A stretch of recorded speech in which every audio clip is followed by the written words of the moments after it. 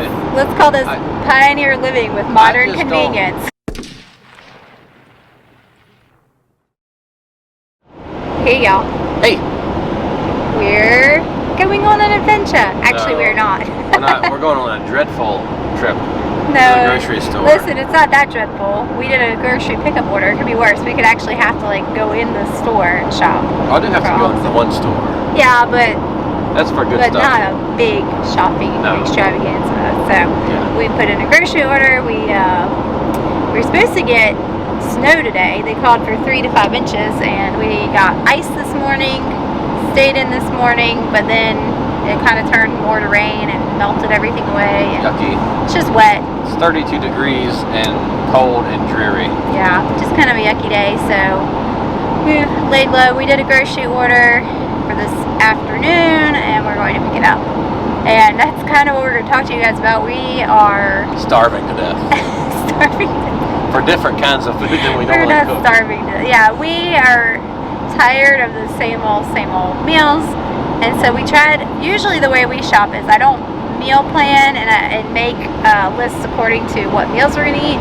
We buy ingredients. So we keep bulk ingredients on hand, lots of condiments. I brushed my hair today. You look fine. He's worried about his hair. I'm not worried about it. No.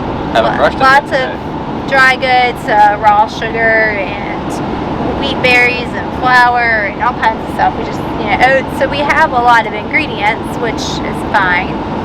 But our ingredients make the same old thing.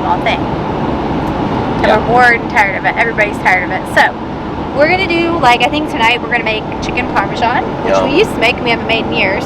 It's good stuff. We have some things that we make just not very often on the list. What is that? Something that we make but not very often? Like potato soup we haven't made in a long time. And chicken pot pie we make, but we haven't made in a long time. We did make one recently, but anyways, things that we kind of forget about, and then it's like, oh, that would be really good. I'm going to try fried chicken fried steak, if I can find some grass-fed cube steak. Yeah, we're out of beef just about right now, so we're having to we're actually out of all meat, so we're having to actually buy meat, which is not cool. We don't have any beefs ready to butcher for us till the summer. There's a 1,000-pound steer up there that we're not allowed to butcher. Walker. Oh yeah, Kylie's riding cow. He's prime, but he's a pet. They ride him, so I don't think we're gonna be eating him. Times get real tough, we'll eat him. But no, we're not hard up yet.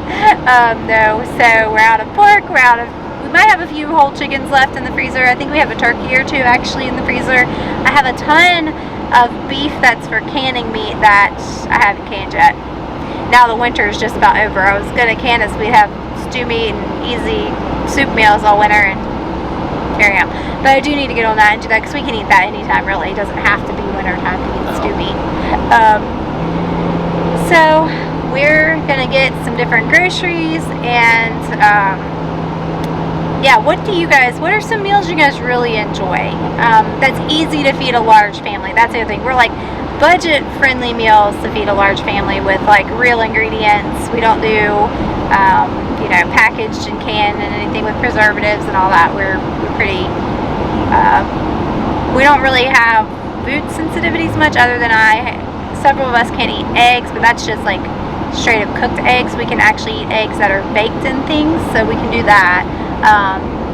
And a lot of us can't eat bananas, so I don't know. But I don't know either. We're pretty open to trying new things at this point. But we need some suggestions because we do need some suggestions. Yeah. Spaghetti. You can only eat so much spaghetti. We are so tired of spaghetti and burritos. Homemade pizza and burritos and taco salads. That's been our go-to. Has been mostly burritos and spaghettis for spaghetti for several years, and we got so tired of that. Now we like lasagna. We're gonna do lasagna, something that we don't make very often and we all really enjoy. So we're gonna do that. So that's what we're doing. We're going to pick up some groceries, trying to think of some different things to cook. So I'm still buying my foods in bulk and buying things to stock up on. So I did kind of want to talk to you guys about that. The importance of that is we personally feel like it's very important to have food on hand.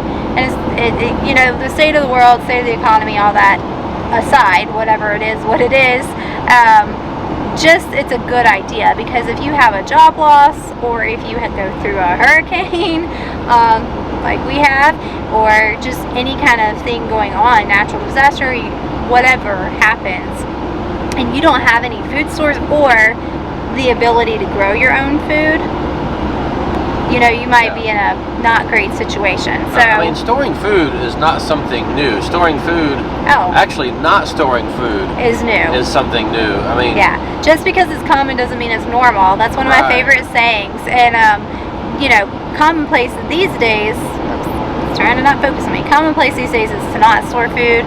It's becoming more and more common to store food now, but for us, it's been normal for years. Buying in bulk, I mean, we've been a large family for a long time, and so it just makes sense. It's more cost effective. I don't have to go to the grocery store constantly by buying food in bulk. So, and that's how I get, you know, organic food for a lot less expensive, is in bulk.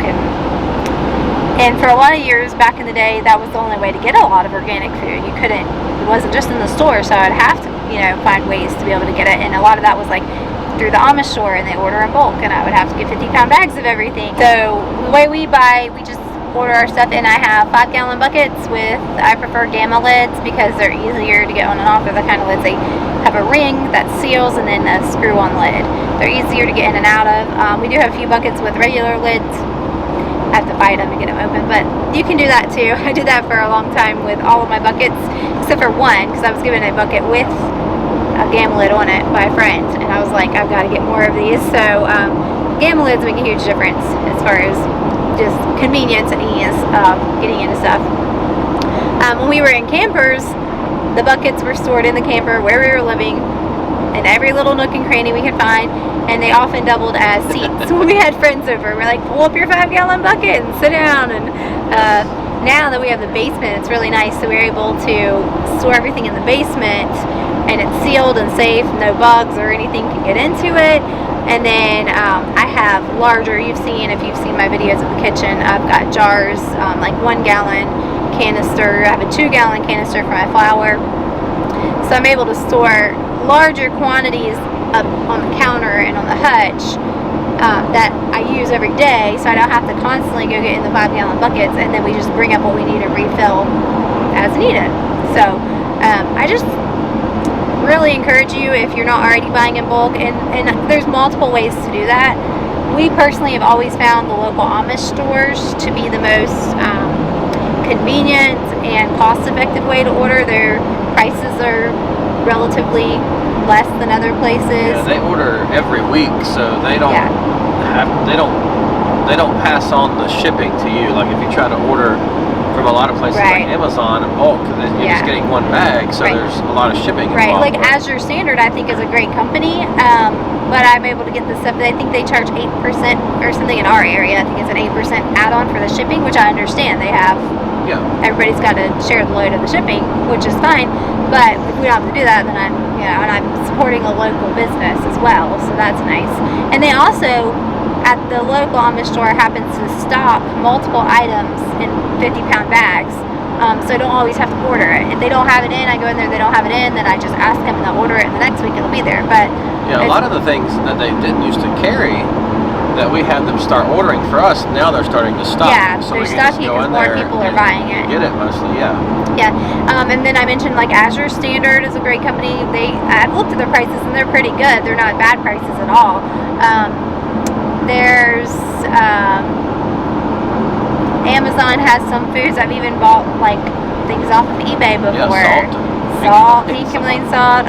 Just there's multiple. Like it used to be really a lot harder to source things, but now it's pretty simple to find things. You know, with the worldwide internet. We would drive 2 hours one way. Yeah, we would drive 2 hours one way just to get food. That was real food. We would go once a month. Yeah. Buy all of our groceries for the month, and it was a lot of shopping. It was. We made a big day of it, and we made the best of it. But it was a lot, and so it was the more widespread the organic has become, and the more food that we were able to produce for ourselves, the less we had to do that. And now we don't have to do that anymore. We have access locally pretty much to everything we need. There's a few things that certain stores carry that I like, so if I happen to be traveling and going by one of those stores, we'll stop and grab them. But it's not something I'm going to drive 2 hours to go get at this point. No. But yeah, so hopefully that encourages you. You know, if you're away, another way to do it, like if you can't do a big order at once, is if you do have somewhere that you can get 1 or 2 items a month.